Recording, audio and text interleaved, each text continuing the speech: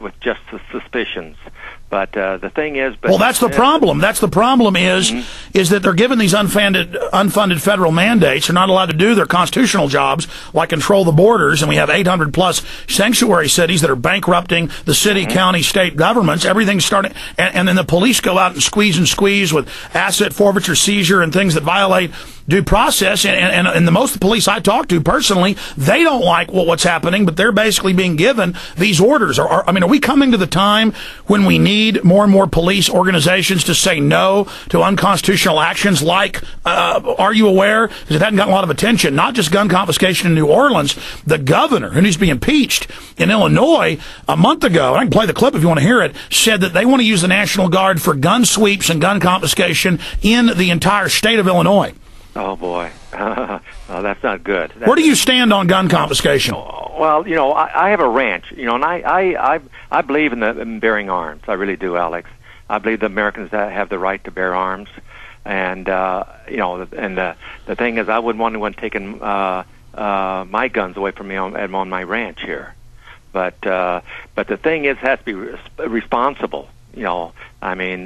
Responsibility. But the thing is with the Constitution, the Constitution is being played from both ends. It's a living document today. It's not a solid document that it should be. And Patrick Henry said it diligently. He said the Constitution is not an instrument for the government to restrain the people. It's an instrument for the people to restrain the government, lest it come to dominate our lives.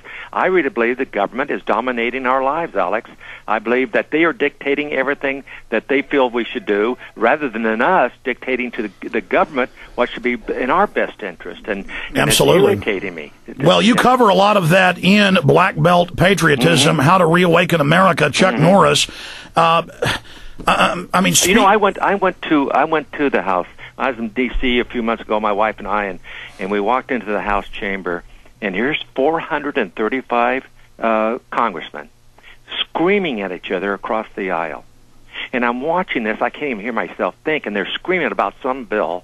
And I'm thinking, here's 435 congressmen looking like eighth graders screaming at each other and not getting anything resolved. And finally the House Speaker said, okay, that's enough, time out. Everyone stopped and walked off. And I'm thinking, this is like a 8th grade class where the teacher's gone and everyone's just going crazy. And I said, no wonder we don't get anything resolved in our country. And if they do resolve something, then it's inedible.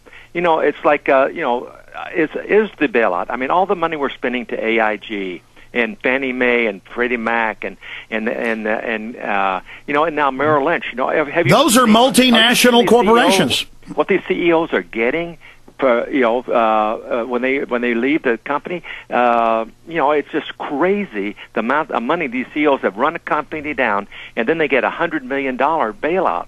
It's crazy. Well, Chuck Norris, what's happening. They've created all this false paper, these derivatives that nothing is backing them but the U.S. taxpayer, and most of these companies are global corporations.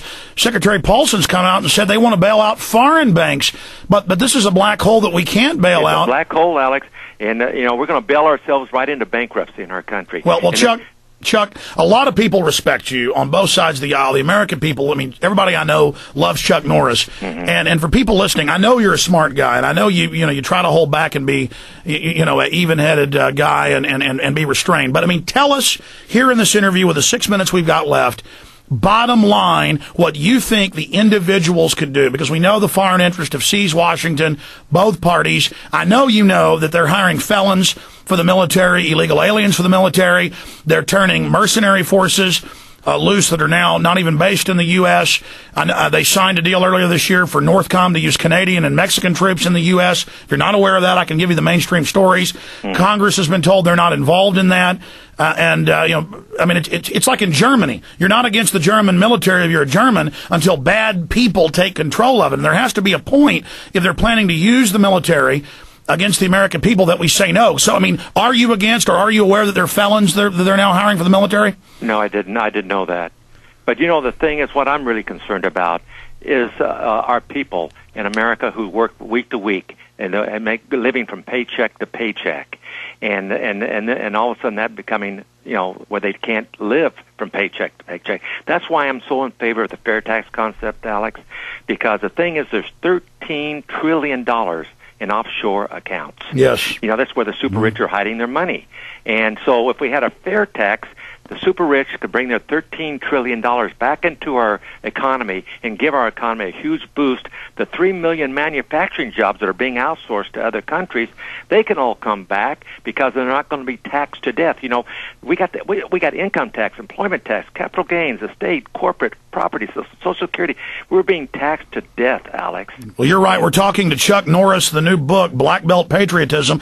I have to say with this book, it is I don't want to say eclectic, but it's a great mix of health, patriotism, ways to fix America. It also gets, some into your martial arts history. And before you leave in about 4 minutes, I just want to bring it up now or my listeners will kill me. Just a few words from you about what it was like actually, knowing Bruce Lee and being his best black belt and then starring in films with him. What was that like? Well, the thing is, Bruce and I became good friends. He was back in New York when I won the world title in 1968, and then we started working out together in L.A. and then he left for Hong Kong to pursue his movie career, and I didn't hear from him for a couple of years, and then he called me out of the blue and said, "Chuck, I've done 2 movies and they're really successful.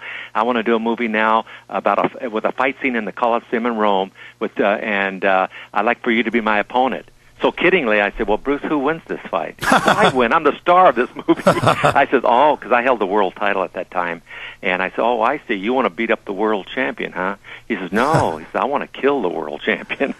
But, I have to tell you. Who would have really won? I mean, in a no-holds-barred. I don't know. I was a professional fighter. But the thing is, Bruce was an incredible martial artist. And, you never want to say you could do something unless you proved it, But I have to tell you, I've done 23 movies and 203 episodes of Walker, Texas Ranger, and I've never gotten one encouraging review in all the years I've done in the entertainment world. Now I write a book, Black Belt Patriotism, and I've got 3 5-star ratings. One woman, Laura Berenger, wrote, "Not being a huge Chuck Norris fan, I wasn't sure what to expect.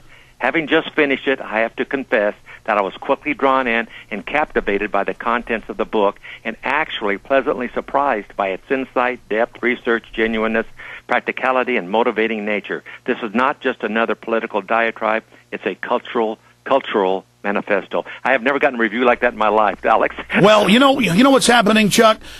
A lot of mainline liberals obviously were angry at your political stance on the Second Amendment and things like that, but now they see so much, and the left is disenfranchised with the left, the right is disenfranchised with the right. The people are figuring that out and coming together, and there's a huge awakening happening. And I appreciate your. I hope so, because we need to get away from liberalism and conservatism and think about Americanism, Alex. Well, look at the crisis right now. In closing, I mean, Ron Paul was right about everything he said about the time bomb with the economy and the banks. He sure as heck was. And I mean, you're supporting Ron Paul now. Do you wish he could, come in and run as a third party?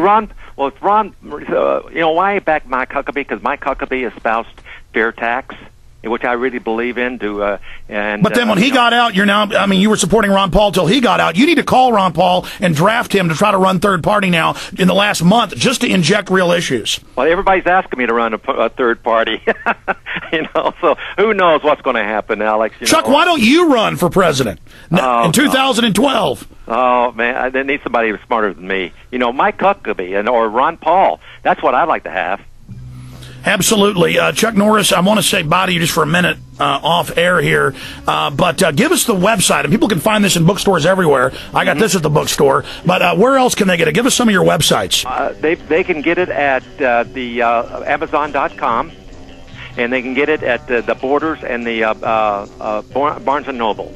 They can also get it at Regnery. That's the publisher. Yeah, Regnery's our publisher, yeah. Okay, Black Belt Patriotism, How to Reawaken America. Chuck Norris, thank you so much. Okay, let me talk to him, John. Hey, Mr. Norris. Yeah, you bet. Listen, I'd like to get you up some time for 45 minutes or so to take calls.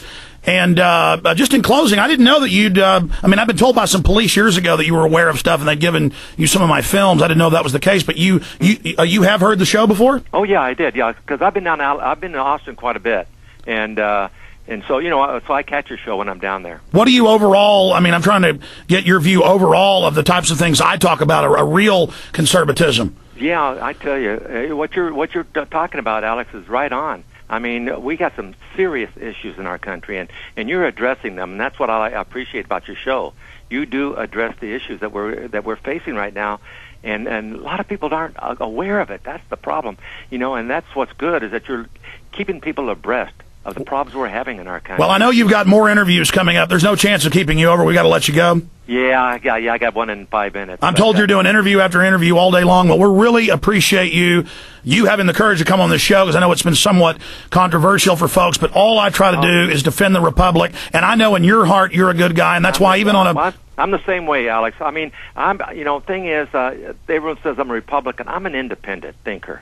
I lean conservative, but I'm an independent guy. No, but I mean, so am I. But that's what I'm saying, is that even though I've disagreed with a few people you've supported, a few things you've done, I've known your heart was right, and I've known you've known things that that I didn't have from my perspective, and so I've just always known that you were a good guy and against the globalists, and I would just love to have you,